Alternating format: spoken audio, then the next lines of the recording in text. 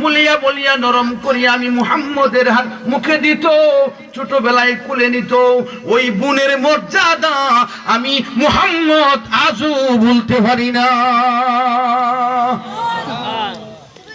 এইলো নবীর আখলাক। সীমারে আজাদ করে দিছে, সীমা দেশে গেছে গা। ওইখান থেকে আবার কিছুদিন পরে আয়া নবীর কাছে ইসলাম ধর্ম গ্রহণ করছে। জোরে কন্যা সুবহানাল্লাহ। কেমন চরিত্র!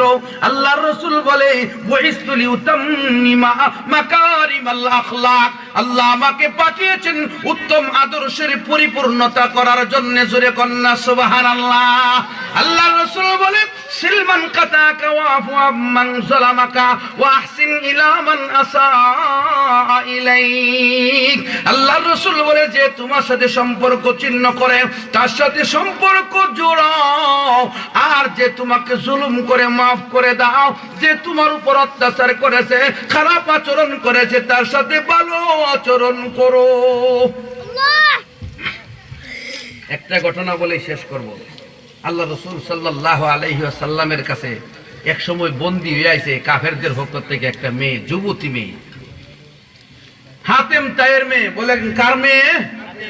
হাতেম তায়ের মেয়ে। সাহাবীরা বলতেছে হুজুর বন্দীদেরকে আপনার কাছে আনতাম। রাসূলের কাছে বন্দীদেরকে আনার কারণ কি? দুইটা হাদিস বললাম যে বন্দী আনে।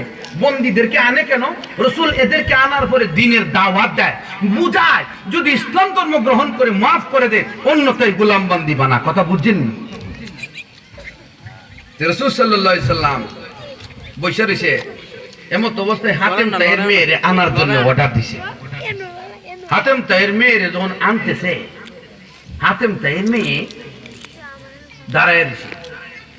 দাঁড়ানো অবস্থায় হাতেম তায়ের মেয়েও কাফের, হাতেম তাইও কাফের।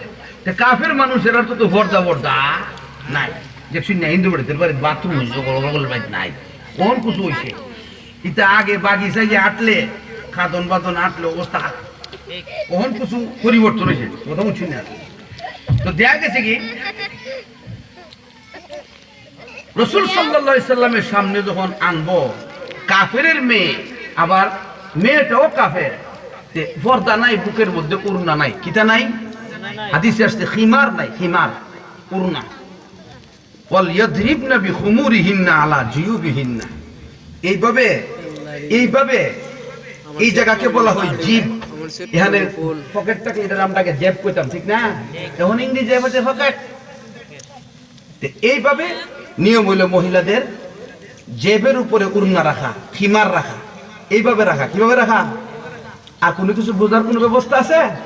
এটা হইল পর্দা। এখন এই মহিলারা যখন আনতেছে নবীজি চাইছে,